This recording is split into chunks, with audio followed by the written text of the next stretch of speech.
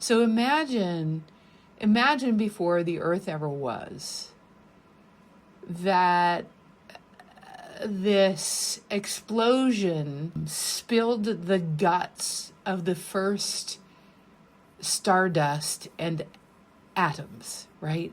So this originates everything that will ever be.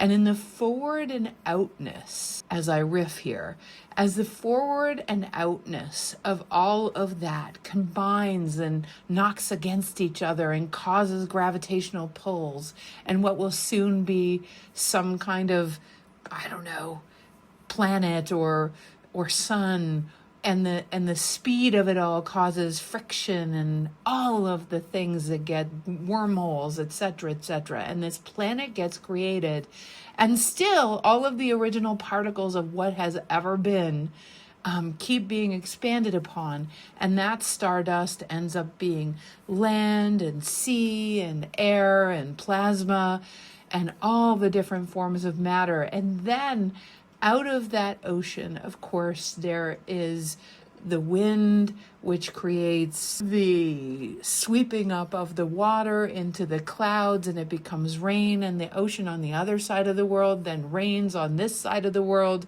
and the minerals and the Sahara also get swept up in the wind and the air with the ocean, and the minerals and the stardust from the Sahara ends up being rained upon England or Chile or whatever.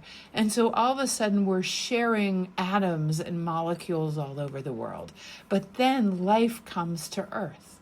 And life comes to Earth. And when life comes to Earth, whether it was the first little spirulina type molecule or all of the things that are the first of the first, these living things that beget the next living thing and the next living thing, until there are humans.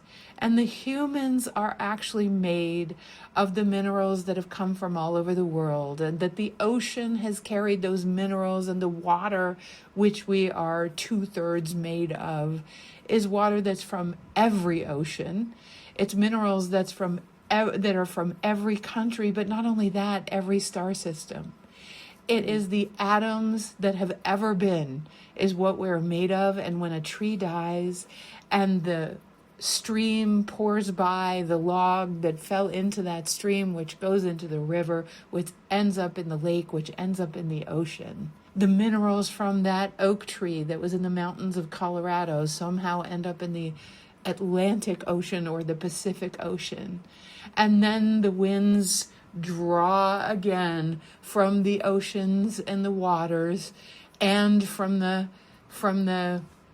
lands all over the world, all of the minerals that were originally from stardust, along with this dead oak tree.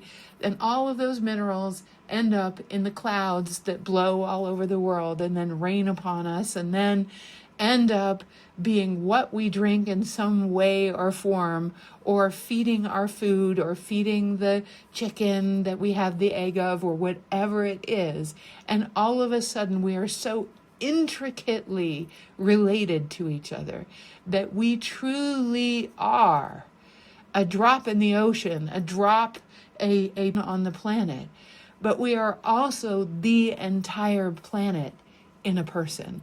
We are not only an ocean and a drop, but a drop in the ocean. So how can we be anything but that which, of course, on some level, knows the evolutions and the power of the entire universe within us? How can we be anything but that? We contain it.